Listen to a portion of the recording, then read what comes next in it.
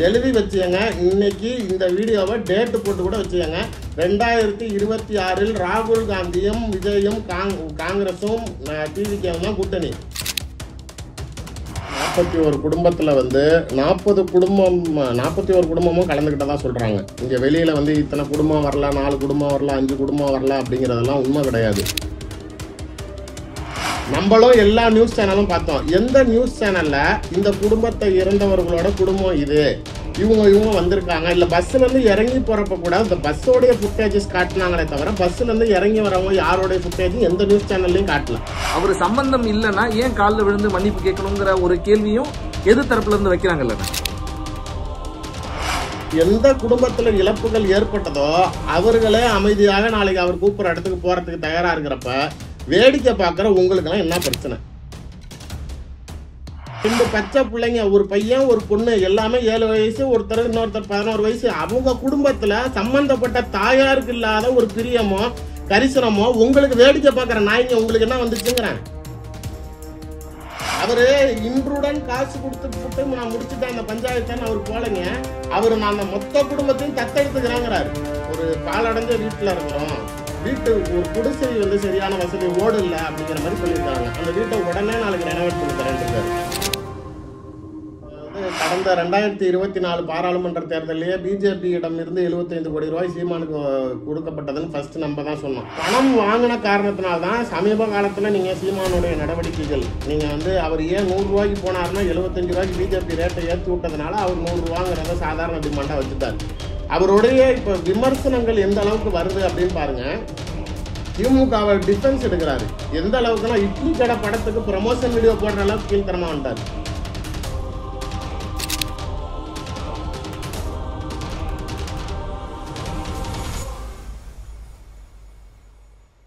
ஜாம்பவான் நேயர்களுக்கு பிரபாகரனின் அன்பு வணக்கம். இன்றைய அரசியல் அரங்கம் நிகழ்ச்சியில் நம்மோடு இணைந்திருக்கக்கூடிய சிறப்பு விருந்தினர் திரு திருச்சி சூர்யா அவர்கள். வணக்கம்ண்ணா. வணக்கம். ஆனா பல விஷயங்கள் தமிழக அரசியல் களத்துல நம்ம தொடர்ந்து இணைந்து பேசிக் கொண்டிருக்கிறோம்.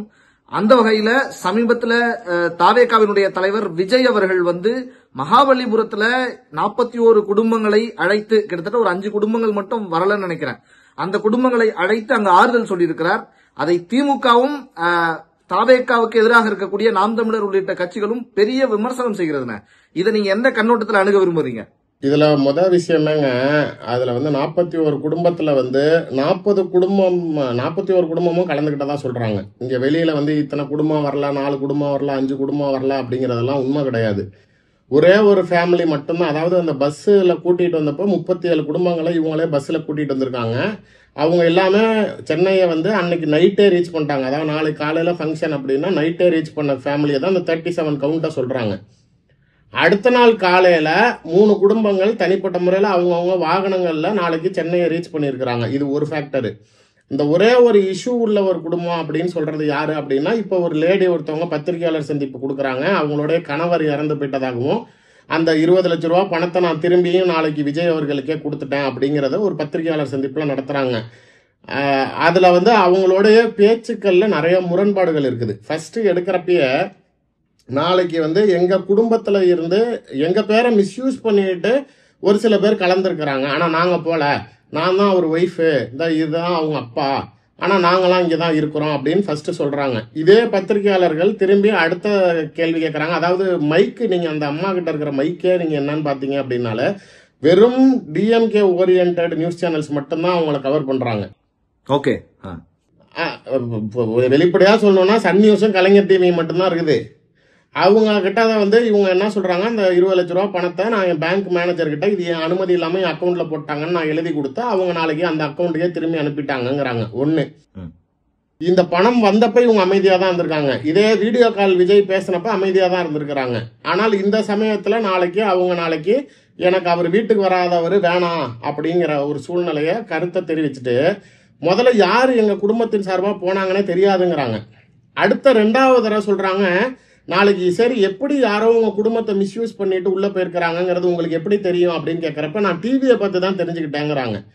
நம்மளும் எல்லா நியூஸ் சேனலும் பார்த்தோம். எந்த நியூஸ் சேனல்ல இந்த குடும்பத்தை இறந்தவர்களோட குடும்பம் இது, இவங்க வந்திருக்காங்க. இல்ல பஸ்ல இருந்து இறங்கி போறப்ப கூட இந்த பஸ்ஸோடைய ஃபுட்டேஜஸ் காட்டினாங்களே தவிர பஸ்ல இருந்து இறங்கி வரவங்க யாரோடைய ஃபுட்டேஜும் எந்த நியூஸ் சேனல்லையும் காட்டல. கட்டாயமா ஸ்கிரீன் கூட வந்து க்ளோஸ் பண்ணி தான் இருந்தது. அந்த ஸ்கிரீன் கூட திரும்பி போறப்பதான் ஓபன்ல இருந்தது. ஒருத்தர் 2 பேரை பார்க்க முடிஞ்சது. அவங்க வந்து நட்சத்திர விடுதிகள் உள்ளார போய் தான் அவங்கள இறக்குறாங்க. அதனால அந்த அளவுக்கு ஊடகங்களுக்கு உள்ள அனுமதி இல்லை. அதனால பஸ்ல இருந்து இறங்கக்கூடிய நபர்களை கூட வெளிச்சம் போட்டு காட்ட முடியாத இடத்துல இந்த குறை சொல்லக்கூடிய பெண் நாளைக்கு நான் ஊடகம் மூலமா தான் என் குடும்பத்தை சார்ந்து என் பெயரை பயன்படுத்தி நாளைக்கு எனக்கு வேண்டாதவர்கள், நாளைக்கு யாருன்னே தெரியாதவர்கள் போய் கலந்துக்கிட்டாங்க அப்படின்னு சொல்றத முதல்ல ஊடகத்தை பார்த்து தெரிஞ்சுக்கிட்டேங்கிறது பொய். இது எங்கேயுமே யாருமே நடக்கல. எந்த ஊடகத்திலையும் அப்படி இந்த குடும்பத்தை சார்ந்தவர்கள் இந்தந்த உறவினர்கள் வந்திருக்கிறாங்கன்னு எங்கேயும் அவங்களும் அவங்க தாவேகா தரப்புல இருந்தோ எந்த ஊடகத்தின் சார்பாகவோ வெளிப்படைத்தன்மை கொண்டுட்டு வராத பட்சத்துல இவங்க நாளைக்கு நான் அதை வச்சுதான் கண்டுபிடிச்சேன்னு சொல்றது முதல்ல ஒரு பொய். 2வது விஷயம், சரி யாருன்னே தெரியாதவங்க போனதுக்கு நீங்க எப்படி அமைதியா இருக்கிறீங்க அப்படின்னு ஒரு பத்திரிகையாளர் கேட்கிறப்ப, இல்ல அவங்க யாருன்னு தெரியாமலாம் இல்ல, அவங்க வந்து என் இறந்து போன கணவருடைய சொந்த அக்காங்கிறாங்க. அவங்க அக்காவும் அவங்க வீட்டுக்காரரும் போயிருக்கிறாங்கிறாங்க. அவங்க வந்து இந்த கொடுக்கக்கூடிய இழப்பீடை அவங்க நாளைக்கு வாங்கியிருந்தாங்க கூட நீங்க புலம்புறதுல நியாயம் இருக்குதுங்களாம். குடும்பத்துக்கு ஆறுதல் சொல்லணும் அப்படிங்கிறப்ப நாளைக்கு வெறும் அப்பாவுக்கும் மனைவிக்கும் மட்டும்தான் இல்ல, இப்ப இதே அவங்களோட சகோதரர் இறந்து போன கவலை நாளைக்கு அவங்களோட அக்காவுக்கு இல்லாம இருக்குமா? கூட பிறந்தவங்க இல்லையா? அவ்வளவுதான். கூட பிறந்தவங்க நாளைக்கு அவங்க இருந்தவங்க அவங்களுக்கும் மனைவிக்கு எந்த அளவுக்கு உறவு முறை இருக்கிறதோ, எந்த அளவுக்கு ஒரு உரிமை இருக்கிறதோ அதே உரிமை அவங்களோட அக்காவுக்கும் இருக்குது. அதனால அவங்க போனதை நம்ம தப்புன்னு சொல்ல முடியாது. அதே வார்த்தைகள் அவங்களே பயன்படுத்துறாங்க. எங்க சித்தப்பா போனாங்க, 3 பேர் போனாங்க, எங்க சித்தப்பா போனாங்க, என் வீட்டுக்காரோடைய மனைவி போனாங்க, அவங்களுடைய கணவர் போயிருக்கிறாங்க, 3 பேர் போனாங்கிறாங்க. அதுவும் நாளைக்கு எங்க ஃபேமிலிக்குள்ளார மிஸ் அண்டர்ஸ்டாண்டிங் இருக்குது, அவங்க நாளைக்கு எங்களுக்குள்ளார சில கருத்து வேறுபாடுகள் இருக்குங்கிறப்ப இது வந்து ஃபேமிலி இஷ்யூ ஒண்ணு. அதனால வந்து கணக்குப்படி அவங்களுடைய அரங்கத்துக்குள்ளார 41 பேர் குடும்பமும் உள்ள இருந்ததா தான் விஜய் தரப்புல இருந்து வரக்கூடிய தகவல்கள் சொல்றாங்க. 235 பேர் மொத்தம் அந்த அரங்கத்துல. அந்த 41 பேர் குடும்பத்தோட உறவினர்கள் யாராக இருந்தாலும் அவங்க எல்லாத்துக்கும் தனிப்பட்ட முறையில அடையாள அட்டை கொடுக்கப்பட்டு அந்த அடையாள அட்டை இருப்பவர்கள் மட்டும் அனுமதிக்கப்பட்டு என்ன உறவுக்காரர்கள் யாருடைய குடும்பங்கிறதெல்லாம் பார்த்து அவங்க ஆத்தரைஸ் பண்ணி அங்க இருக்கக்கூடிய நிர்வாகிகள் நேரடியாக கார்டு கொடுத்து ஏற்பாடு பண்ணி அவங்கள மட்டும்தான் பஸ்ல ஏற்றி இங்கே கொண்டாந்து அவங்களுக்கு ரூம் அலாட் பண்ணி ஸோ பக்காவா அவங்க கிளியரா தான் பண்ணியிருக்காங்க. இதுல யாருடைய சம்பந்தம் இல்லாத ஆட்கள் உள்ள வரத்துக்கெல்லாம் வாய்ப்பே கிடையாது அப்படிங்கிறது தான் ஒரு விஷயம். 41 குடும்பத்தில் இருப்பவர்களும் நேரடியாக அங்க சந்தித்திருக்கிறார்கள். இந்த 5 குடும்பம் வரல, 4 குடும்பம் வரல, ஒரே ஒரு குடும்பம் தான் வெளியில வந்து பத்திரிகையாளர் சந்திப்பு வச்சுது அப்படிங்கிறதெல்லாம் இதை மடைமாற்றத்துக்கு உண்டான ஒரு காரணமா தான் பார்க்கணுமே தவிர மற்றபடி அந்த மாதிரி எந்த ஒரு சூழ்நிலையும் இல்லைங்கிறது தான் உண்மை. இதற்கு அப்பாற்பட்டு ஒரு இடையூறுக்கு மன்னிக்கணும்னா, இதே சமயத்துல இந்த 41 குடும்பங்களை நிர்வாகிகள் வரவழைக்க தாவேகா நிர்வாகிகள் முயற்சி பண்ணப்ப சில இடையூறுகள் செஞ்சதா கூட சொல்றாங்களே ஆளுங்கட்சியில இருந்து, அந்த மாதிரி ஏதாவது நடந்ததானே? கண்டிப்பா இருக்குங்க. என்னன்னா செய்யாமலாம் இருக்க மாட்டாங்க. ஒரு பஸ்ஸே பாத்தீங்க அப்படின்னா அந்த YBMங்கிறது டிராவல்ஸ் வந்து அவங்களோட ஹெட் ஆபீஸ் வந்து பெங்களூரு. அவங்க சென்னைக்கு அதர் ஸ்டேட் மூவ்மெண்ட் இருக்கிறாங்க, சென்னையில் ஒரு ஆபீஸ் வச்சிருக்காங்களே தவிர பட் இவங்களுடைய பஸ் முதற்கொண்டு இவங்க வெளி மாநிலத்துல இருந்து தான் எடுத்திருக்காங்க. இங்கேயே நிறைய ஸ்லீப்பர் பஸ்ஸுங்கெல்லாம் இருக்குது.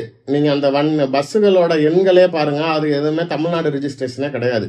ஓகே, அது மாதிரி இவங்க கரூர்ல நாளைக்கு நிகழ்ச்சி நடத்துறதுக்காக முயற்சி செய்யப்பட்ட நம்ம ஜாம்பவான்லயே நம்ம சொல்லியிருந்தோம், விஜய் அவர்கள் வந்து அங்க ஒரு திருமண மண்டபத்தை புக் செய்யறாரு, அங்க வந்து இந்த 41 குடும்பத்தை சார்ந்தவர்களையும் அந்த மண்டபத்துல வச்சு அவர் சந்திக்க போறாரு அப்படின்னு நம்ம சொல்லியிருந்தோம்.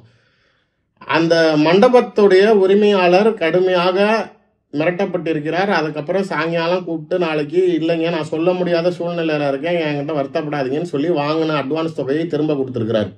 ஓகே, ஃபிக்ஸ் பண்ணிட்டாங்க. அட்வான்ஸ் எல்லாம் கொடுத்து தான் அது பேக் ஆகி திருப்பி வராங்களோ? ஓகே, நம்ம சேனல்ல சொன்னோம் இதுதான் பிளான். அவங்க ஆக்சுவலா கல்யாண மண்டபம் பேரையே நான் சொல்லியிருப்பேன், பட் அது சரி அதை அவங்களா அபிஷியலா அனௌன்ஸ் பண்ணிட்டோம், அதுக்கு முன்னாடி நம்ம சொல்லக்கூடாதுன்னு நான் சொல்லலை. பட் அவங்க அந்த மண்டபம் ஃபிக்ஸ் ஆனது எனக்கு தெரியும். அவங்க வந்து அதிகாரப்பூர்வ தகவல் இருந்ததுனாலதான் நம்ம ஊடகத்துல நம்ம சொன்னோம். இப்ப அதே நபர்கள் மறுபடியும் அங்க இருக்கக்கூடிய வேற சில கல்யாண மண்டபங்களுக்கும் போறாங்க. எங்கேயுமே நாளைக்கு அவங்க வந்து கொடுக்கறதுக்கு மறுக்கிறாங்க. வெளிப்படையா முழுமையா அரசாங்கத்தை சொல்ல முடியாது. ஒரு சில கல்யாண மண்டப உரிமையாளர்கள் உண்மையிலேயே இந்த ரசிகர்களை பார்த்து பயந்து ஏதாவது கட்டுக்கடங்காம வந்து மண்டபத்தில் இருக்கிறத எதுவும் பொருட்களை சேதாரப்படுத்திடுவாங்களோங்கிற பயத்தினால கூட ஒரு சில பேர் வேணான்னு சொல்லியிருக்கிறாங்க. அதற்கு அப்பாற்பட்டு கொஞ்சம் கொடுக்கலாம்னு நினைக்கக்கூடியவங்களுக்கு அரசாங்க தரப்பிலிருந்து அழுத்தங்கள் கொடுக்கப்பட்டிருக்கு. அதனால வந்து இது ஒரு தரப்பு அவங்க கரூர் போகாம இருந்ததுக்கு காரணமா சொல்லப்படுறது. அனுமதி கொடுக்காமல் இருந்தது ஒன்று. காவல்துறைகிட்ட அவங்க டிஜிபி கிட்ட கொடுத்தாங்க. அவங்க டிஜிபி வந்து லோக்கல் கரூர் எஸ்பியை கான்டாக்ட் பண்ணுங்கன்னாங்க. கரூர் எஸ்பிக்கு மெயில் அனுப்பிச்சாங்க, டைரக்டா ஆபீஸ்க்கு ஆள் அனுப்பிச்சாங்க. ரெஸ்பான்ஸ் இல்லை, மனுவை வாங்கிட்டு நாங்கள் மேல இடத்துல கேட்டுட்டு சொல்றோம்னு சொல்லி அவங்க தாமதப்படுத்திக்கிட்டே இருந்தாங்களே தவிர ஊடகங்களை பொறுத்த வரைக்கும் கரூருக்கு ஏன் விஜய் போலங்கிற கேள்வி மட்டும்தான் இருந்துச்சே தவிர, நாளைக்கு நீங்க ஏன் மீறிக்கிட்டு போக வேண்டியதானே, அரசியல்வாதி தானே, நீ எதுக்கு போலீஸுக்கு பொறுத்திருக்கிற, நாளைக்கு நான் போக வேண்டாம் அப்படின்னு சொல்லிட்டு நீ போக வேண்டியதானே அப்படின்னா, இது வந்து இன்னும் சூழ்நிலைகளை மோசமாக்கும், பிரச்சனைகளை வந்து அதிகரிக்கும். நாளைக்கு இன்னும் அவருக்கு விமர்சனங்கள் வந்து ஒரு எப்ப பார்த்தாலும் ஏதோ ஒரு விமர்சனத்துக்குள்ளார விஜய் விழுகிற மாதிரியே ஆயிருக்கும். அதனால அவர் நாளைக்கு இதுக்கு ஒரு சொல்யூஷன் வைக்கணும். திரும்பி எந்த சூழ்நிலையிலும் வேற ஒரு பிரச்சனைக்கு வந்துடக்கூடாதுங்கிறதுல ரொம்ப தெளிவா கண்ணும் கருத்துமா காய் நகர்த்துறாரு. இதுதான் உண்மையான விஷயம். மண்டபத்துக்கு அங்க முயற்சி செய்யறாங்க, அதற்கு பின்னாடி தொடர்ச்சியா காவல்துறையினும் அனுமதி கொடுக்க மாட்டேங்கிறாங்க. அங்க எந்த இடத்துல அரேஞ்ச் பண்ணலாங்கிறதையும் செய்ய முடியல. 41 இடத்துக்கு நாளைக்கு போய் விசிட் பண்றதுங்கிறது பாசிபிளே கிடையாது. ஓகே, நீங்க வந்து இவங்க அந்த ஒரு பெண்மணி ஒருத்தவங்க சொல்றாங்கல்ல, என் கணவர் இறந்து போயிட்டாரு நாங்க போல அப்படின்னு சொல்றப்ப அவங்களுடைய வார்த்தைகள் உச்சரிப்பே பாருங்க. விஜய பேசுறப்ப ஒருமையில பேசுறாங்க. நாளைக்கு இதே அரசாங்க தரப்புல இருந்து வந்து பணம் வந்துருச்சான்னு கேட்டதுக்கு வந்துருச்சு, யார் வந்து கொடுத்தா அப்படின்னப்ப ஜோதிமணி எம்பியே வெறும் ஜோதிமணிங்கிறாங்க. ஆனா செந்தில் பாலாஜி சாரும் கூட வந்தாருங்கிறாங்க. அவருக்கு மட்டும் சார் வருது. ஓகே, சோ அந்த அவங்க அந்த நிகழ்ச்சியில் கலந்து கொள்ளாமல் போற ஒரு நபரு அங்க இருக்கக்கூடிய ஒரு அரசியல் கட்சி தலைவரை ரொம்ப மரியாதை நிமித்தமா நீ ஜோதிமணி ஒரு எம்பி அவங்க பேரை சொல்றப்ப செந்தில் பாலாஜி ஒரு எம்எல்ஏ தானே, நாளைக்கு செந்தில் பாலாஜின்னு சொல்ல வேண்டியதானே. கனிமொழி மேடம்ங்கிறாங்க அவங்க பத்திரிகையாளர் சந்திப்புல. ஓகே, திமுகவை சார்ந்தவர்களுக்கு மட்டும் ரொம்ப மரியாதை கொடுத்து அவர்கள் பெயரை உச்சரிப்பது அவர்கள் ஏதோ ஒரு பின்புலத்தில் இருக்கிறாங்கன்னு காட்டுது. அதனால அவர்கள் மறுக்கப்படுறாங்க, அவங்க நிகழ்ச்சி கலந்துக்கல, அவங்கள ஊடகங்கள் வெளிச்சம் போட்டு காட்டி நாளைக்கு இந்த சம்பவத்தை வந்து வேற கண்ணோட்டத்துல மக்கள் கிட்ட கொண்டுட்டு போய் சேர்க்கறதுக்கு உண்டான முயற்சியா தான் பாக்குறோமே தவிர, சார் ஒண்ணு கரூர்ல போலீஸ் பர்மிஷன் கொடுக்க மாட்டேங்கிறாங்க, ஒரு பிரச்சனை. அடுத்தது இடம் கிடைக்க மாட்டேங்குது. இன்னொன்னு நீ 41 பேர் வீட்டுக்கும் போ அப்படின்னா 2 நாளாச்சும் குறைஞ்சது தங்கணும். ஓகே, அப்படி இருக்கிறப்ப அப்ப திரும்பி அங்க ஏதோ லோக்கல்ல ஒரு ஹோட்டல்ல ஸ்டே பண்ணணும். அங்க திரும்பி எதுவும் அசம்பாவிதங்கள் நடக்கக்கூடாது. நீங்க நினைக்கிற மாதிரி சும்மா ஒரு வீட்டு சாவு கிடையாது. இந்த நீட்ல அனிதா இறந்து போச்சு போய் அங்க ஒரு 10 நிமிஷம் நின்றுட்டு வந்து ட்ரிஃப்ட் அடிக்கிற மாதிரிலாம் செய்ய முடியாது. நீங்க 41 பேர் வீட்டுக்கும் போறப்ப அங்கங்க கட்டுக்கடங்காத கூட்டங்கள் வரும். விஜய் வராரு அப்படின்னாலே நாளைக்கு எவ்வளவோ கிரௌட் இம்பாக்ட்ங்கிறது நாளைக்கு அந்த இடத்துல தானா வருது. அப்படிங்கிறப்ப அதெல்லாம் நாளைக்கு கண்ட்ரோல் பண்ணணும், திரும்பி இஷ்யூஸ் நடந்துடக்கூடாதுங்கிறதுல தெளிவா இருக்காங்க. இதுதான் விஷயம் என்னை பொறுத்த வரைக்கும். இடையூறுக்கு மன்னிக்கும், இந்த மாதிரி சிக்கல்லாம் வரும். ஆனா பொது வாழ்க்கையில வந்துட்ட பிறகு அவருக்காக வந்து அந்த 41 குடும்பங்களை சார்ந்தவர்களும் அவருக்காக வந்து உயிரை விட்டுருக்காங்க. ஏதாவது ஒரு முயற்சிகளை இன்னும் நீதிமன்றத்துல போய் எடுத்து கூட அவர் போய் வீட்டுல சந்திக்கிறதான முறையா இருந்திருக்கும். மகாபலிபுரம் வர வச்சு சந்திக்கிறது அப்படிங்கிறது ஒரு நெகட்டிவா தெரியலையான, அது அரசியல் வாழ்க்கையிலே கூட அவருக்கு இது ஒரு கரும்புள்ளியா தெரியலையானு கேக்குறேன். என்ன விஷயம் சொல்லணும்னா, நீங்கள் எந்த வகையிலையும் இழப்புக்கு பொறுப்பானவர் கிடையாது. அதாவது நீங்க இழந்தவங்க வீட்டுல சம்பந்தப்பட்டவரா? இப்ப மதுரை உயர்நீதிமன்றத்துல வழக்குகள் டிஸ்மிஸ் செய்யப்பட்டதை பாதிக்கப்பட்டவர்கள் வழக்கு தொடருங்க, நியாயம் கொடுக்குறோங்கிறாங்க. மன்னிப்பு கேட்டிருக்காருன்னு சொல்றாங்க. காலில் விழுந்து மன்னிப்பு கேட்டாரு அப்படின்னு ஒருத்தர் பேட்டி கொடுக்கறாரு. அவர் சம்பந்தம் இல்லைன்னா ஏன் காலில் விழுந்து மன்னிப்பு கேட்கணுங்கிற ஒரு கேள்வியும் எதிர் தரப்புல இருந்து வைக்கிறாங்கல்ல. இல்ல, நான் அதுக்கு வரேன். 2வது கேள்வியே அதுக்கு வரேன். ஃபர்ஸ்ட் கேள்வி, சட்டத்தின் பார்வையிலேயே சம்பந்தப்பட்டவர்கள் நியாயம் தேடி வாங்க, ஊர்ல இருக்கிறவங்க எல்லாம் பெட்டிஷன் போடாதன்னு டிஸ்மிஸ் பண்றாங்க. இதே பார்வையில நான் கேட்கறது, உங்க வீட்லயோ என் வீட்லயோ நீங்களோ நானோ எந்த உறவினர்களையும் இழந்துட்டு நிக்கல. நாளைக்கு எந்த குடும்பத்துல இழப்புகள் ஏற்பட்டதோ அவர்களே அமைதியாக நாளைக்கு அவர் கூப்பிடுற இடத்துக்கு போறதுக்கு தயாரா இருக்கிறப்ப வேடிக்கை பார்க்கிற உங்களுக்கு எல்லாம் என்ன பிரச்சனை? ஓகே, அவர் எங்கேயோ நான் என்ன கேட்கிறேன், இந்த நீங்கள் கேட்கிற அந்த உரிமை குரல்கள்லாம் வந்து நாளைக்கு அவர்கள் இழந்த குடும்பத்தினர்கள் பேச வேண்டிய டயலாகு. நீங்க யாருக்கும் உப்பு போட்டு சோறு போட்டு அவங்களுக்கு மானரோசத்தை ஊட்டி நாளைக்கு நீங்க அவங்களுக்கு கோபத்தை வர வைக்கணுங்கிறது தேவையில்லை. இது ஆக்சுவலா நீங்க அவங்கள பிரெயின் வாஷ் பண்ணி நீங்க ஒரு உங்களுக்கு வேண்டிய ட்ராக்குக்குள்ளார கொண்டுட்டு வரதுக்கு, அவங்கள ஒரு இக்கட்டான நிலைக்கு கொண்டுட்டு வரதுக்கு தான் இந்த வார்த்தைகளை பிரயோஜனப்படுத்துறீங்க. ஒரு பெண்மணி அவங்களுடைய 2 குழந்தைகளும் இறந்துருக்கிறாங்க அப்படின்னு சொல்லி பேசுறாங்க.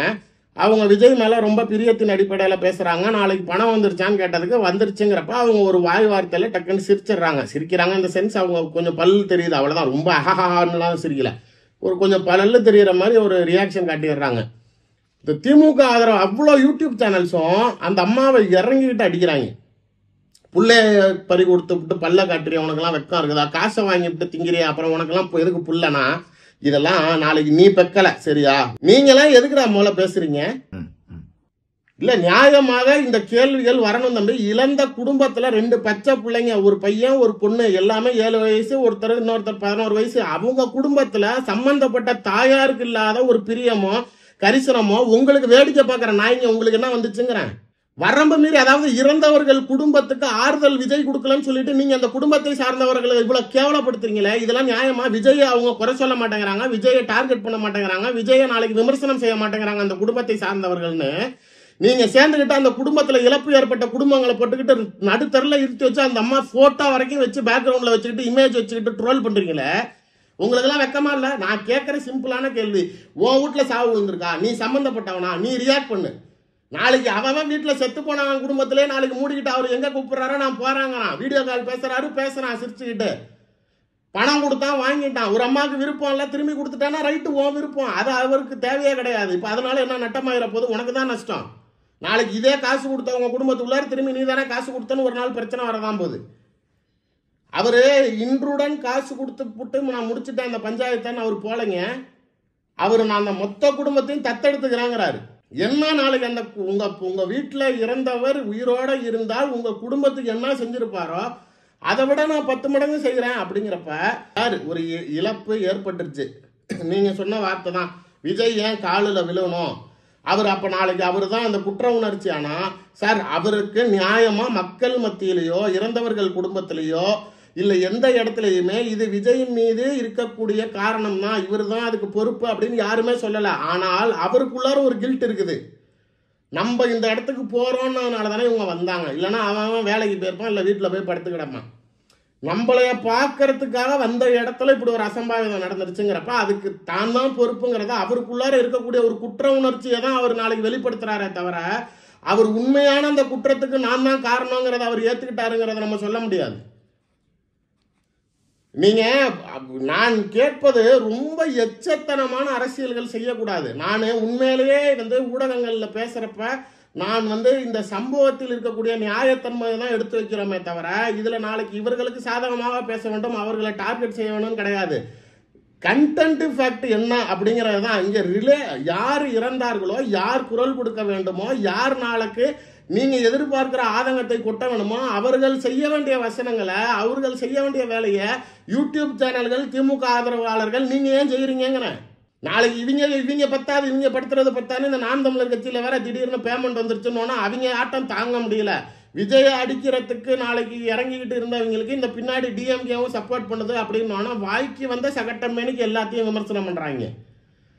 சார், ஒரு குடும்பத்துல இறப்பு நடந்திருக்கு, நீங்க நாளைக்கு சம்பந்தப்பட்டு பேச, நான் என்ன கேட்கறேன், பிஜேபி சார்பா கூட நாளைக்கு அவங்களுக்கு ஒன்றும் இந்த இறப்புல சம்பந்தம் கிடையாது. ஒரு குடும்பத்துக்கும் மாநில பிஜேபி சார்பாக 1 லட்சம் ரூபாய் கொடுக்கப்பட்டிருக்கு. அவங்க மத்திய அரசாங்கத்தின் சார்பாக பிரதமர் நிதியில இருந்தும் பணம் தனியாக கொடுக்கப்பட்டிருக்கு. அது இல்லாம தமிழ்நாடு பிஜேபி சார்பா ஒரு குடும்பத்துக்கும் தலா 1 லட்சம் ரூபாய் கொடுத்தாங்கல்ல. இதே நாம் தமிழர் கட்சியில எவனாவது அவுத்தீங்களா? பூரா வசூல் பண்றது. எங்க போய் உன் கட்சியில எவனாவது இறந்து விட்டானா கூட இந்த கிருஷ்ணகிரியில ஒரு என்சிசி ஆபீசர் இவங்க நாம் தமிழர் கட்சியில இருந்து நாளைக்கு பிள்ளைங்களை பாலியல் தொழில இருப்பு போக்சோ ஆக்ட், சின்ன பிள்ளைங்களை என்சிசி ஃபேக் கேம்ப் நடத்தி நாளைக்கு அங்க இருக்கிற பிள்ளைங்களை மிஸ்யூஸ் பண்ணான்னு சொல்லி சிவகுமார்னு ஒரு ஃப்ராடு, அவன் நாளைக்கு விஷம் குடிச்சுட்டு போலீஸ் அரெஸ்ட் பண்ண வருதுன்னு ஹாஸ்பிட்டல்ல போய் படுத்துக்கிட்டான். நாளைக்கு நம் கட்சியை சேர்ந்தவர் விஷம் குடித்து இந்த மருத்துவமனையில் அனுமதிக்கப்பட்டிருக்கிறார், அவருக்கு பொருளாதார பிரச்சனை இருக்கிறது, யாராவது தேவைப்படுவர்கள் இந்த அக்கௌண்ட்ல நம்பர் போடுங்க, அதுக்கு கொண்டு யார் ஊர்ல இருக்கிற பிள்ளைங்களெல்லாம் கெடுத்த நாய்க்கு அதுக்கு கொண்டு வசூல் பண்றாங்க. வசூல் பண்ணியே குடும்பம் நடத்துற நாய்ங்க இதுங்க நாளைக்கு செத்தவன் வீட்டுல போய் ஏதாவது செஞ்சுதுங்களா? சார், நீங்க சம்பந்தம் இல்லாத அரசியல் கட்சிகள் கூட நாளைக்கு அந்த இறந்தவர்கள் குடும்பத்துக்கு உதவி செஞ்சிருக்குது. நீங்க அந்த குடும்பத்துல இருக்கிறவங்க உங்களுக்கு என்னன்னா இப்ப எல்லாரும் விஜயை கேவலப்படுத்தணும், அசிங்கப்படுத்தணும், விமர்சனத்துக்கு உள்ளாக்கணும், நாளைக்கு அதை செய்ய மாட்டேங்கிறாங்களே அப்படின்னு உங்களோட கேமரா எங்க திரும்புது அந்த ஆதங்கம் அப்படின்னா அந்த சம்பந்தப்பட்ட குடும்பத்தை சார்ந்தவர்களை கேவலப்படுத்துற அளவுக்கு இறங்குறீங்க. நீங்க உனக்கு என்ன பிரச்சனைங்கிறேன், அவரு நாளைக்கு வராருன்னு நின்று அதே குடும்பம் நாளைக்கு அந்த வீட்டில் ஒரு உயிரே இழந்ததுக்கு அப்புறமேலும் ஆனா அவர் நமக்கு நிக்கிறாருங்கிறத அவன் நாளைக்கு ஆதரவா நினைக்கிறான், பெருமையா நினைக்கிறான். நாளைக்கு எனக்கு நீங்க சார் வீட்டில் கடன்கள் இருந்தால் இந்த பேங்க்ல விவசாய கடனோ லோனோ இல்லை கோல்டு லோனோ ஏதோ அந்த மாதிரி கடன்கள் இருந்தால் ஃபர்ஸ்ட் அதெல்லாம் க்ளோஸ் பண்ணி கொடுத்துட்றாங்கிறாராம். அதற்கு அப்பாற்பட்டு நாளைக்கு வீட்டில் ஏதாவது கல்யாண வயசுல பெண்கள் இருந்தாலோ நாளைக்கு அவங்க ஏதாவது படிப்பு செலவை முழுசா பொறுப்பேற்றுக்கிறாங்க. அது என்ன ஆசையோ, நீ டாக்டர் ஆகணுமா, நான் பண்றேன். சிவில் சர்வீஸ் பண்றியா, பண்ணு. என்ன வேணுமோ பெஸ்ட் இன்ஸ்டிடியூஷன்ல படிக்க வைக்கிறேன், படிப்பு செலவை பொறுப்பேற்றுக்கிறேன். நான் திருமண வயது இருந்தால் நான் முழு கல்யாண செலவையும் நான் பொறுப்பேற்றுக்கிறேங்கிறாரு. நாளைக்கு ஒரு சில பேர் எனக்கு வந்து தகவல் சொல்றேன், ஒரு 2 பேர் நாங்க வந்து ரொம்ப ஒரு பாலடைஞ்ச வீட்டில் இருக்கிறோம், வீட்டு ஒரு குடிசை வந்து சரியான வசதி ஓடு இல்லை அப்படிங்கிற மாதிரி சொல்லியிருக்காங்க. அந்த வீட்டை உடனே நாளைக்கு ரெனோவேட் பண்ணி தரேன் இருக்காரு. இன்னொருத்தவங்களுக்கு நான் இடமே இருக்குது ஆனால் வீடு கட்ட வசதி இல்லை, அவன் கட்டித்தரேன்னு எனக்கு ரொம்ப ஆசையை கொடுத்தான் அப்படின்னு சொல்லி இறந்து போனவரை நினைச்சு அவங்க அழுதப்ப அந்த இடத்துல நான் ஒரு பிள்ளையா நின்று உங்களுக்கு அந்த இடத்துல நான் வீடு கட்டி தரேன்னு வாக்கு கொடுத்துருக்காரு. சார், அவர் கம்ப்ளீட்டா அந்த ஃபேமிலியை எந்த சிச்சுவேஷன்லையுமே நாளைக்கு நான் கைவிட மாட்டேன், நான் முழுமையா நிக்கிறேங்கிறப்ப அந்த குடும்பம் முழுமையாக அவருடைய ஆதரவை ஏற்று அவர்கிட்ட நாளைக்கு சரின்னு சொல்லி அவர் கூப்பிடுற இடத்துக்கு அவர்களே போய் நிக்கிறதுக்கு தயாரா இருக்கக்கூடிய நிலையில வேடிக்கை பார்க்கக்கூடிய உங்களுக்கெல்லாம் என்ன பிரச்சனைங்கிறது தான் என் கேள்வியே. பிரைமரி கொஸ்டின் அதானே சார். இழப்பு ஏற்பட்ட குடும்பத்தில் இருந்து குரல் வரட்டும், நீங்க ஏன் நாளைக்கு தாண்டுறீங்கிற உங்கள் அரசியலை ஒரு அளவோட நிறுத்திக்கங்க. இங்க மக்கள் மத்தியிலையோ அல்லது பாதிக்கப்பட்டவர்களுடைய குடும்பத்திலேயோ யாருமே நாளைக்கு அவரை விமர்சனம் பண்ணல அப்படின்னோடனே நீங்க அதை வேணும்னே பிளே பண்றதுக்காக நீங்க நாளைக்கு எவ்வளவுக்கு எவ்வளோ அதை நாளைக்கு உங்களுடைய காழ்ப்புணர்ச்சிகளை கொட்ட முடியுமோ, அதை கீழ்த்தரமா விமர்சனம் செய்ய முடியுமோ அந்த அளவுக்கு இறங்குறப்ப மக்கள் மத்தியில் உங்களுடைய முகத்திரை தான் கிழிக்கப்படுது. நீங்க தான் கேவலத்துக்குள்ளானவர்களா ஆறீங்க தவிர விஜயை பொறுத்த வரைக்கும் இங்க யாருமே எதுவும் கேட்கல. நாளைக்கு இறந்து போன குடும்பத்தில் அவர் எனக்கு வேணுங்கிறத செஞ்சுட்டாரு, எனக்கு செய்யறேங்கிறாரு, நான் என்கிட்ட மரியாதைக்கு வீடியோ காலில் பேசினாரு, என்னை கூப்பிட்டாரு, நான் போய் பார்த்துட்டு வந்துட்டேன், மேட்டர் சால்வ்டு, முடிஞ்சிருச்சு. இதுக்கு மேல ஊர்ல இருக்கவன் பேசுறதுக்கெல்லாம் இங்க எதுவும் காது கொடுக்க வேண்டிய அவசியமே கிடையாது. தாண்டி இன்னைக்கு சாட்டை துரைமுருகன் அவர்கள்லாம் ரொம்ப கடுமையா விமர்சிக்கிறார், இறங்கி அடிக்கிறாரு. ஒரு சில இடங்கள்லாம் பாக்குறப்ப ரொம்ப அநாகரிகமாலாம் பேசியிருந்தார் விஜய் அவர்கள். அது என்ன காரணம்னா அதுக்கு தர வேண்டிய இடத்துல இருந்து பேமெண்ட் வந்துருச்சு, அவர்களுக்கு நாளைக்கு புரை வீசினால் குறைக்க ஆரம்பித்து விடுவார்கள். அதுதான் அவர்களோட இயல்பு. நாளைக்கு அவர்களுக்கு தேவையான விஷயங்கள் நடந்துருச்சு. நீங்க வந்து கடந்த 2024 பாராளுமன்ற தேர்தலிலேயே பிஜேபியிடம் இருந்து 75 கோடி ரூபாய் சீமானுக்கு கொடுக்கப்பட்டதுன்னு ஃபர்ஸ்ட் நம்ம தான் சொன்னோம். அவருக்கு அதுதான் ஸ்லாபுங்கிறது ஃபிக்ஸ் ஆயிடுச்சு. இப்ப மீண்டும் திமுகவிடம் அவருக்கு பேச்சுவார்த்தை நடத்தப்பட்டு நாளைக்கு வந்து 100 கோடி ரூபாய் அவருடைய டிமாண்ட் வச்சப்ப நாளைக்கு திராவிட மாப்பிள்ளை சபரிசன் அவர்களிடம் பேச்சுவார்த்தை நடந்திருக்குது. அவர் வந்து 100 கோடிலாம் ரொம்ப ஜாஸ்தி, அவர் சொல்றதெல்லாம் ஓகே, அவ்வளோ பணம் கொடுக்கணுமா அப்படின்னு யோசிச்ச சமயத்துல இதே புண்ணியமா கரூருடைய செந்தில் பாலாஜி தான் அது ஒன்றும் பிரச்சனை இல்லை, பரவாயில்லாத ஒன்றும் பெரிய மேட்டர்ல கொடுத்துக்கலாம், நான் பொறுப்பேற்றுக்கிறேன், நான் கொடுத்துக்கிறேன், நீங்க பேசி முடிங்கன்னு சொன்னது கரூர் செந்தில் பாலாஜி தான். இந்த பேமெண்ட்லயும் ஒரு பெரிய ஹைலைட் ஒன்று நடந்திருக்குது. என்ன அப்படின்னா, எனக்கு ரொக்கமா கொடுக்காதீங்க, எனக்கு வந்து அந்த 100 கோடிக்கு உண்டான கோல்டு பிஸ்கெட்டா எனக்கு கொடுத்துருங்க அப்படின்னு சொல்லி அவர் நாளைக்கு இந்த டீல் முடிச்சப்ப அன்னைக்கு கோல்டு ரேட் என்னவா இருந்துச்சுன்னா ஒரு பவுனோட விலை 82,000 ரூபாய் இருந்தப்ப அவருக்கு அந்த விலை கணக்கு முடிக்கப்பட்டது. அவர் வந்து எனக்கு தேர்தல் சமயத்தில் தான் பணம் தேவைப்படும், இவ்வளோ பெரிய தொகையை நான் அங்கேயும் வைக்க முடியாது, அதனால எனக்கு இப்போதைக்கு இதை கொடுத்துருங்க, நான் பணம் தேவைப்படுறப்ப நான் அதை கரைச்சிக்கிறேன் அப்படிங்கிற மாதிரி டீல் பேசி அவர் அந்த ரேட்டு ஏறுது, கோல்டோட விலை ஏறுது அப்படிங்கிறதுனால கூட சரி அதை நம்ம வாங்கி வச்சா கூட அது இன்னும் குட்டி போடும் அப்படிங்கிற கணக்கில் வாங்கியிருக்கிறாரு. பணம் வாங்கின காரணத்தினால்தான் சமீப காலத்தில் நீங்கள் சீமானுடைய நடவடிக்கைகள் நீங்கள் வந்து அவர் ஏன் 100 ரூபாய்க்கு போனார்னா 75 ரூபாய்க்கு பிஜேபி ரேட்டை ஏற்றி விட்டதுனால அவர் 100 ரூபாங்கிறத சாதாரண டிமாண்டாக வச்சுட்டார். அவருடைய இப்போ விமர்சனங்கள் எந்த அளவுக்கு வருது அப்படின்னு பாருங்க. திமுகவை டிஃபென்ஸ் எடுக்கிறாரு எந்த அளவுக்குன்னா இட்லி கடை படத்துக்கு ப்ரமோஷன் வீடியோ போடுற அளவுக்கு கீழ்த்தரமா வந்துட்டார். நீங்க விஜய் வந்து இவ்வளோ நாள் ஸ்டாலினை வந்து உனக்கு துண்டு சீட்டு இல்லாமல் படிக்க தெரியுமான்னு கேட்டுக்கிட்டு இருந்த சீமானு இப்போ நாளைக்கு அவர் ஸ்டாலினாச்சு பரவாயில்ல துண்டு சீட்டு தான் வச்சிருக்காரு, ஆனால் விஜய் A4 சீட் வச்சிருக்காருங்கிறாரு. நீங்க இதே நாளைக்கு வாரிசு அரசியல பேசுறப்ப நீ நாளைக்கு ராகுல் காந்தி குடும்பத்தை பேசுவியா, அங்க கேளு அப்படிங்கிறாரு தவிர இங்க டிஎம்கே கிட்ட வரமாட்டேங்கிறாரு. ரீசன்ட் டைம் அவருடைய பேச்சுக்கள் எல்லாமே பார்த்தீங்க அப்படின்னா டைரக்டா வந்து டிஎம்கேவை டிஃபென்ஸ் எடுக்கிறதுல தான் இருக்கிறார், பச்சையா தெரியுது. நீங்க விஜயை விமர்சனம் செய்யறது இல்லையே, நான் எங்க பண்றேன் அப்படின்னு சொல்றவரு, ஆனால் திமுக விமர்சனத்தை பூஜ்யமாக்கிட்டாரு.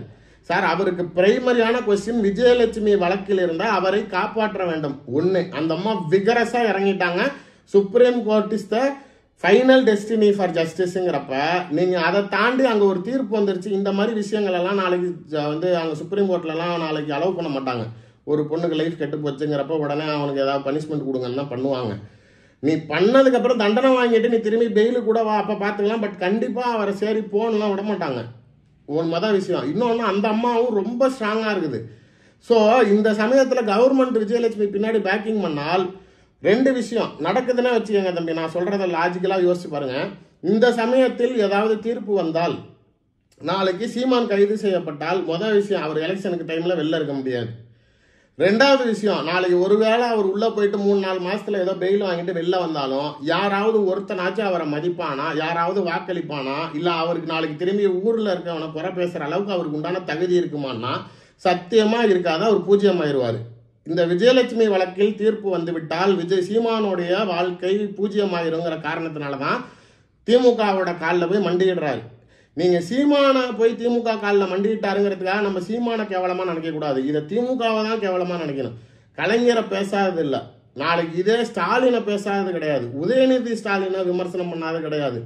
எவ்வளோக்கு எவ்வளோ கொச்சையாக விமர்சனம் பண்ண முடியுமோ நடிகைகளோட சம்மந்தப்படுத்தி கொண்டு எல்லாத்தையும் பேசினவங்கள வீட்டில் கூப்பிட்டு வச்சு ஜூஸ் கொடுத்து நாளைக்கு நீங்கள் டீல் பேசி நீங்கள் அவரை உங்கள் கையில் எடுக்கிறீங்க. என்ன அப்படின்னா உங்களுக்கு தேவை ஒன்று விஜய் அடிக்கணும். அதுக்கு ஒரு அஜெண்டா, அதுக்கு ஒரு ஆள், அதுக்கு ஒரு கூலிப்படம் மாதிரி நாளைக்கு உங்களுக்கு நேரடியாக இறங்கி நீங்கள் செஞ்சால் நாளைக்கு விஜய் நீங்கள் பொருட்படுத்துறது தெரிஞ்சிருங்கிறதுனால வெளியில் இருந்து விமர்சனம் செய்வதற்கு பணத்தை கொடுத்து ஒரு காலை ரெடி பண்ணுறீங்க. அதுதான் சீமான்.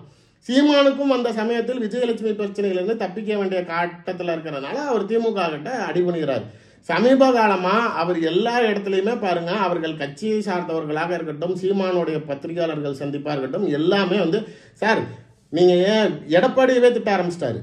நீங்கள் இதுக்கு முன்னாடிலாம் எடப்பாடியை வந்து பச்சை தமிழன், நீங்களாம் வந்து தெலுங்குக்காரங்க, ஸ்டாலின், கலைஞர்லாம் தமிழர்கள் தான் தமிழ்நாட்டை ஆள வேணும், நாளைக்கு நான் ஓபிஎஸ் வழிமொழிவேன், இபிஎஸ் வழிமொழிவேன், அவங்களாம் பச்சை தமிழர்கள், ஸ்டாலினை ஏற்றுக்க மாட்டேன்னு சொன்னவர் நாளைக்கு இதே தைப்பூசத்துக்கு அவர் வந்து ஒரு முருக பக்தராக இருந்து நாளைக்கு அரசு விடுமுறை கொடுத்தாரு. அவர் தாங்க உண்மையான முதலமைச்சர், அவர் தாங்க உண்மையான தலைவன் பேசின அதே சீமான் இன்னைக்கு தூத்துக்குடி துப்பாக்கி சூட்டு நடந்த இடத்துல நாளைக்கு நீங்கள் அவங்களுக்கு இழப்பீடு கொடுத்தீங்களா, அரசாங்கத்திலேருந்து பாதிக்கப்பட்டவங்க வீட்டுக்கு போனீங்களா அப்படின்னு எங்கே டிஃபென்ஸ் எடுக்கிறாரு பாருங்க. அதாவது கள்ளக்குறிச்சி கள்ளசாராய சாவில் அவங்களுக்கு இழப்பீடுகள் வழங்கப்பட்டது. நாளைக்கு அவர்களை நேரடியாக போய் பார்த்தாங்க, அரசாங்கத்தினால் ஒரு தவறு நடந்து அந்த இடத்துல கூட அவங்களுக்கு நஷ்ட ஈடு கொடுத்துச்சு கள்ளக்குறிச்சி கள்ளசாராய சாவில். ஆனால் நீங்கள் துப்பாக்கி சூடில் நாளைக்கு இறந்து போனவங்க குடும்பத்துக்கு நீ எதாவது செஞ்சியா எங்கே அடிக்கிறாரு பாருங்க. நீங்கள் வந்து இன்னைக்கு கரூர் சம்பவத்தை அப்படியே மறக்கடிக்கிறதுக்கு கள்ளக்குறிச்சி எல்லாரும் கையில் எடுக்கிறாங்க ஸ்டாலினை கார்னர் பண்ணுறதுக்கு அப்படிங்கிறதுக்காக அதை நாளைக்கு டைல்யூட் பண்ணுறதுக்கு இவர் தூத்துக்குடி சப்ஜெக்டை கொண்டுட்டு வராரு. எடப்பாடியை அடிக்கிறாரு. இதே நாளைக்கு எடப்பாடியை அடித்து நாளைக்கு இவருக்கு நாளைக்கு சப்போர்ட்டிவ் ஹேண்டு கொடுக்குறாரு. அப்படிங்கிறப்பயே இவர் சீமான் எதை நோக்கி பயணிக்கிறார் அப்படிங்கிறத அவருடைய பத்திரிகையாளர் சந்திப்பில் பச்சையாக தெரிகிறது. முன்னாடி நானே நடுவில் சொல்லியிருந்தேன், அவருக்கு 15 எம்எல்ஏ சீட்டும் 300 கோடி ரூபா பணமும் ஏடிஎம்கேலேருந்து கொடுக்குறாங்கன்னு சொன்னேன். அந்த சமயத்தில் அவர் அந்த பேச்சுவார்த்தையில் இருந்த சமயத்தில் தான் அந்த விஜயலட்சுமி கேஸ் வரப்போக அப்படியே டக்குன்னு டைவர்ஷன் எடுக்கிறாரு. ஏன்னா அங்கே இருந்து பணம் வாங்கிட்டு நான் சீட்டு வாங்கிட்டு எடப்பாடி கிட்ட போனேன்னா இங்கே விஜயலட்சுமி கேஸை வச்சு நம்மளை முடிச்சிருவாங்க அப்படின்ட்டு உடனே சரண்டர் ஆகிறாரு. சரண்டரான அடுத்த நிமிஷமே நாளைக்கு இவங்க கிட்ட நாளைக்கு டீல் பேசின அடுத்த நாள்ல இருந்து தான் வரிசையா பாருங்க எல்லா பொதுக்கூட்டங்கள்லையும் குறைஞ்சது 20 வேட்பாளர்களை அறிவிச்சுக்கிட்டே இருக்கிறாரு. அதாவது தனித்து போட்டிங்கிறத முடிவு பண்ணிட்டாரு. ஏன்னா வர வேண்டியது வந்துருச்சு. இப்போ உன் டார்கெட்டு ஃபுல்லாவே நீ விஜயை அடிக்கணும், எடப்பாடி அடிக்கணும், அவ்வளவுதான். பிஜேபியை நாளைக்கு ஒரு சூழ்நிலைக்கு மேல தொடமாட்டாரு. ஏன்னா இவருடைய பல குடும்பிங்க மேல இருக்குது. அடுத்த நிமிஷம் அண்ணாமலை மேல திருவி விட்டுருவோம். அப்படி முன்னையே ஒரு பத்திரிகையாளர் சந்திப்பில் சொன்னார், 2026 அப்புறம் நாம் தமிழர் கட்சியில் ஒரு கட்சி இல்லாமல் போயிடும் பார்த்துக்க அப்படின்னாரு. நினைவிருக்கும்னு நினைக்கிறேன். எதனால அப்படின்னா அந்த அளவுக்கு இவர்கள் வெளிநாடுகளிலிருந்து வாங்கின திரள் நிதிக்கு உண்டான ஆதாரங்கள் மத்திய அரசாங்கத்திடம் இருக்கு. இந்த ஆள் ஏதாவது பிஜேபியை தொட்டானா அடுத்த நிமிஷம் அந்த கேஸை வச்சுக்கிட்டு இங்கே க்ளோஸ் பண்ணிடுவோம். இப்போ நடுவிலேயே அவங்க கட்சி நிர்வாகிகள் பல பேர் என்ஐஏ மூலமாக கைது செய்யப்பட்டதெல்லாம் அதற்கு உண்டான ஆவணங்கள்லாம் அவங்க ஒரு பொட்டிக்குள்ளார போட்டு மூடி வச்சிருக்கிறாங்க. நீ ஏதாவது பிஜேபியை தொட்ட அப்படின்னா நீங்க இப்பயே பசுமன் தேவர் ஜெயந்திக்கு பாருங்க, துணை குடியரசுத் தலைவரும் வராரு, அவங்க நிதியமைச்சரும் வராங்களாம். நீங்க அவங்க கம்ப்ளீட்டா 24 எலெக்ஷன்ஸுக்கு இப்பயே ஆரம்பிச்சுட்டாங்க. தேவர் ஜெயந்திக்கு இப்போ சிஎம் டைரக்டா போறாருங்கிறத தெரிஞ்சுக்கிட்டு சிஎம் விட நாளைக்கு அதை விட ஒரு பவர்ஃபுல் லீடர் அனுப்புறேன் பாருன்னு வைஸ் பிரசிடென்ட்டே அனுப்புறாங்க. சீஷெல்ஸுக்கு போயிருந்தாரு, அங்க இருந்துட்டு நாளைக்கு அடுத்த நிமிஷம் இந்த ப்ரோக்ராமை சேஞ்ச் பண்ணி இங்க அட்டன் பண்ண வைக்கிறாங்க. அவங்க இப்பயே பிஜேபி நாளைக்கு 26க்கு உண்டான தேர்தல் வேலைகளை ஆரம்பிச்சிட்டாங்க. இந்த சமயத்துல நாளைக்கு சீமான் பிஜேபியை தொட்டாருன்னா அவர் மாட்டிக்குவார். அதனால அவருடைய டார்கெட் முழுமையாவே எடப்பாடியும் நாளைக்கு விஜயும் தான் பயணிக்கிறாரு. சார், அவருடைய வேலை ஆரம்பத்துல இருந்து சொல்லியிருக்கேன், அதெல்லாம் அவர் சீமானிசம் கிடையாது, புரோக்கரிசம் தான். இங்க நீ இன்னைக்கு பணம் கொடு, நாளைக்கு இவனை அடிக்கிறேன். அதாவது இது ஒரு மினியேச்சர் ஃபார்ம். சவுக்கு சங்கர் ஒரு மினியேச்சர் ஃபார்ம்னா இது கொஞ்சம் ஒரு டெவலப் அப்கிரேடட் வெர்ஷன், அவ்வளவுதானே தவிர ரெண்டு பேருக்கிட்டையுமே இப்ப இதை விட இன்னொன்னு சொல்லணும்னா திமுக சமீப காலமா விஜயை விமர்சனம் செய்து கொண்டிருக்க சவுக்கு சங்கர்கிட்டையும் திமுகவுடைய பேச்சுவார்த்தைகள் நடந்துகிட்டு இருக்கு. அவங்க டீல் பேசிக்கிட்டு இருக்காங்க. ஏன்னா சார், அவருக்கு நிறைய பெண்களோட தொடர்புகள் இருக்கு, அவருக்கு புற்றுநோய் இருக்கு, இது மாதிரி அவருக்கு HIV பேஷண்ட், இதெல்லாம் நாளைக்கு ஒரு பரவலா வந்ததுக்கு அப்புறம் அவருக்கு வியூவர்ஷிப் பயங்கரமா அடிபட்டுருச்சு. அந்த வியூவர்ஷிப்பை எப்படி அவர் மெயின்டைன் பண்ணாரு அப்படின்னா, அந்த சமயத்தில் விஜய்க்கு ஆதரவா பேசி விஜயை புகழ்ந்து விஜய்யுடைய ஃபேன்ஸுகளை தன் பக்கம் வர வச்சு அதனாலதான் அந்த வியூவர்ஷிப்பை கிரியேட் பண்ணாரு. இல்லைன்னா அப்ப அவருக்கு டோட்டலா டவுன் ஆயிடுச்சு. இப்ப அந்த வியூவர்ஷிப் வந்தாலும் இவர் திமுகவுக்கு எதிரான சித்தாந்தத்திலே பயணிச்சுட்டு இருக்கனால ஆளுங்கட்சிக்கு சில குடைச்சல்களா இருக்கிறதுனால பணத்தை கொடுத்தா இவனையும் ஆஃப் பண்ணிடலாம்னு சொல்லி சவுக்கு சங்கரிடையும் இப்போ டீல் பேசப்பட்டு இருக்குது. அதனாலதான் சமீப காலமா அவர் கொஞ்சம் அப்பப்போ நடுவில் விஜயை திட்ட ஆரம்பிக்கிறாரு. நாளைக்கு ஒரே பாயிண்ட்ல நீ கரூருக்கு போகாம இங்க உட்காந்து பண்ண உன்னை எப்படி அரசியல் தலைவரா மதிக்கிறது, உன் கூட எப்படி பின்னாடி இருக்குது, அதை அடுத்த நிமிஷம் பச்சையா அப்படியே மாறுவா. அப்படி சார், நாளைக்கு அந்த வார்த்தைகளை வச்சுக்கிட்டு உடனே நாளைக்கு அதுல இருந்து நான் விஜய்க்கு எதிராக நிக்கிறேன் அப்படின்னு சொல்லிட்டு ஸ்டாண்ட் எடுப்பார். ஸோ திமுகவை பொறுத்த வரைக்கும் விஜய் மீது எந்த அளவுக்கு ஒரு கடுமையான காழ்ப்புணர்ச்சியில் இருக்கிறாங்கிறதுக்கு இதெல்லாம் ஒரு எடுத்துக்காட்டு, அவ்வளவுதான். ஆனா இறுதியா ஒரே ஒரு கேள்வியோட நிறைவு செய்யலாம்னு நினைக்கிறேன். விஜய் அவர்கள் இந்த கரூர் சம்பவத்தப்பவே சொன்னாங்க, தாவேக்கா அவ்வளவுதான், தாவேக்கா தமிழக அரசியல் களத்துல இனிமே எழாது அப்படிங்கிற மாதிரி சொன்னாங்க. இப்போ மகாபலிபுரம் இந்த சந்திப்புக்கு பிறகு இப்படி ஒரு தலைவர் உலகத்திலேயே இல்லை அப்படின்னு சில மெயின் ஸ்ட்ரீம் மீடியால போடுறதை நம்மளால பேசுறத ட்ரோல் பண்றதை நம்மளால பார்க்க முடிஞ்சதுன்னு. இதுல இருந்து மீண்டு வருவாரா விஜய் அவர்கள்? சார், இதுல இருந்து மீண்டு வந்துட்டாரு சார். இதுல இன்னும் நீங்க பெரிய விஷயம்லாம் இல்லைங்க. பாருங்க, இப்ப நார்மலா நாளைக்கு ஜெகன்மோகன் ரெட்டிக்கு இருக்கிற அரசியல் இம்பாக்டுக்கு அவர் போய் ஒரு இடத்துல ஒரு பிரச்சனையை கையாளுறதுக்கும், நாளைக்கு ஒரு நடிப்பு துறையில இருந்து வந்திருக்கக்கூடிய நட்சத்திர அந்தஸ்தில் இருக்கக்கூடிய பவன் கல்யாண் போய் பப்ளிக்ல நின்றுட்டு அதை ஃபேஸ் பண்றதுக்கும் ரெண்டுக்கும் வேரியபிலிட்டி நிறைய இருக்குது. நீங்க அவங்களுக்கு கிரவுடு புல்லிங் இருக்கு, ஒரு செலிபிரிட்டி ஃபேக்டர்ல இருக்கிறப்ப நீங்க எதிர்பார்க்கக்கூடிய இயல்பு அரசியல்வாதிகள் மாதிரி அவர்களால் நடக்க முடியாது. ஒண்ணு. இன்னொன்னு, குறை சொல்ல வேண்டியவர்களே அமைதியாக அந்த இடத்துல இருக்கிறப்ப நாளைக்கு வெளியிலிருந்து வேடிக்கை பார்ப்பவர்கள் குறை சொல்ல வேண்டிய தேவையில்லைங்கிறது. ரெண்டு. சம்பவத்தை நாளைக்கு அவங்க கிட்ட ஃபர்ஸ்ட் வீடியோ கால் பேசி அதை பிச்சு பார்த்துக்கிட்டாரு, அவங்களோட மனநிலைகளை புரிஞ்சுக்கிட்டாரு, அவர்களுக்கு தேவையான இழப்பீடுகளை கொடுத்துட்டாரு, அவர்களை திரும்பி ஏற்பாடு பண்ணி நேரில் கூப்பிட்டு நீங்க சொல்ற மாதிரி அழுது கைகாலை பிடிச்சி காலில் விழுந்து ஏதோ ஒண்ணு அவர் கில்ட்ட போக்குறதுக்கோ இல்ல அவர்கள் மனசு இருக்கக்கூடிய பாரத்தை போக்குவதற்கோ, அவர் தனிப்பட்ட முறையில அந்த குற்ற உணர்ச்சியை நீக்கிக்கிறதுக்கோ இல்ல அவர்களிடம் இருக்கக்கூடிய கவலையை எடுப்பதற்கோ அவர் என்னமோ செஞ்சு அதை முடிச்சுட்டாரு. இப்ப யாரும் சம்பந்தப்பட்டவங்க வெளில எதுவும் பேச போறது கிடையாது. ஸோ அரசியல் ரீதியாக இது நாளைக்கு இந்த கரூர் சம்பவத்தை விஜய் ஈஸியா கையாண்டு வெளியில வந்துட்டாருங்கிறது தான் நிதர்சனம். இதற்கு அப்பாற்பட்டு அவர் முன்னாடி வீக்லி வெளில வந்தப்ப எப்படி கிரௌட் இருந்துச்சோ, அவருடைய பிரச்சாரத்துக்கு ஒரு எழுச்சி இருந்துச்சோ, அது மாதிரி திரும்பி உருவாக்கி அவர் வெளியில் வரத்துக்கு உண்டான அடுத்த கால அவகாசங்கள் எவ்வளவு நாள் எடுக்க போது வருவாருங்கிறது உறுதி, எவ்வளவு நாள் எடுக்க போதுங்கிறது தான் விஷயம். அது மாதிரி பிஜேபியுடன் கூட்டணி போவார், அதிமுகவுடன் கூட்டணி போவார், சிபிஐ அதனாலதான் கொடுத்தாங்க, இவருக்கு முழுமையா பிஜேபியில இருந்து ஆதரவு கொடுக்குறாங்க அப்படின்னு நாம் தமிழர் கட்சியை சார்ந்தவர்கள் தொடர்ச்சியா பேசிக்கிட்டு இருக்கிறதுக்கு நான் ஒண்ணு சொல்றேன், எழுதி வச்சுங்க. இன்னைக்கு இந்த வீடியோவை டேட்டு போட்டு கூட வச்சுங்க. 2026 ராகுல் காந்தியும் விஜயும் காங்கிரஸும் டிவிகேவும் தான் கூட்டணி. பிஜேபி டிவிகே பின்னாடி பேக்கிங் பண்ணதா அப்படின்னா 100% பண்ணுது. விஜய்க்கு என்ன தேவையோ செய்யறதுக்கு தயாரா இருக்கிறாங்க, அவங்க செஞ்சுதான் கொடுக்கறாங்க, யாரும் இல்லைன்னு சொல்லல. ஆனால் அரசியல் செய்யணும்னு நினைக்கிற பிஜேபி செய்யதான் செய்யும். ஒரே ஒரு விஷயம் என்ன அப்படின்னா, வடிவேல் காமெடியில வர மாதிரி தான், நீ லவ் பண்ணா நான் லவ் பண்ணா எனக்கு மொத்தத்துல அந்த குடும்பம் நாசமா போகணும் அவ்வளவுதாங்கிற மாதிரி பிஜேபிக்கு தேவை திமுகவை காலி செய்யணும். திமுகவுடைய மிகப்பெரிய வலுங்கிறத அவங்க கூட்டணி தான். காங்கிரஸ் வெளியில வந்துட்டாலே சின்ன சின்ன கட்சிகள்லாம் வச்சுக்கிட்டு அவங்களால ஒன்றும் செய்ய முடியாது. ஒரு பெரிய இம்பாக்ட் காங்கிரஸ் வச்சுக்கிட்டு தான் டிஎம்கே தமிழ்நாட்டுக்குள்ளார பண்றாங்கிறத அவங்களுக்கு நல்லா தெரியும். ராகுல் Gandhi is completely not happy with MK Stalin. நீங்கள் எனக்கு வந்த டெல்லி சோர்சஸ் தகவலே கரூருக்கு அனுமதி கொடுக்க மறுத்த சூழ்நிலையில ராகுல் காந்தியே நாளைக்கு நானும் விஜயும் சேர்ந்து போலாமான்னு ஒரு முக்கியமான ஒரு பத்திரிகையாளர்கிட்ட டிஸ்கஸ் பண்ணியிருக்கிறார். அதனால இந்த சூழ்நிலைகள் அவங்களுக்குள்ளார நல்ல பாண்டிங் இருக்குது. காங்கிரஸ் கட்சியில் இருக்கக்கூடிய தலைவர்கள் பல பேர் நாளைக்கு திமுக விட்டு வெளியேறியே ஆகணும். செல்வ பெருந்தகை வாயிலிருந்தே ரீசெண்டா நாளைக்கு ஆளக்கூடிய ஒரு கட்சியாக தமிழ்நாட்டில் உருவெடுப்பான்னு வர ஆரம்பிச்சிருச்சு. நீங்க திமுக வச்சுக்கலாம் அப்படி நினைக்க முடியுமா? நீங்க இந்த சூழ்நிலையில் நாளைக்கு 26 விஜயும் ராகுல் காந்தியும் தான் கூட்டணி.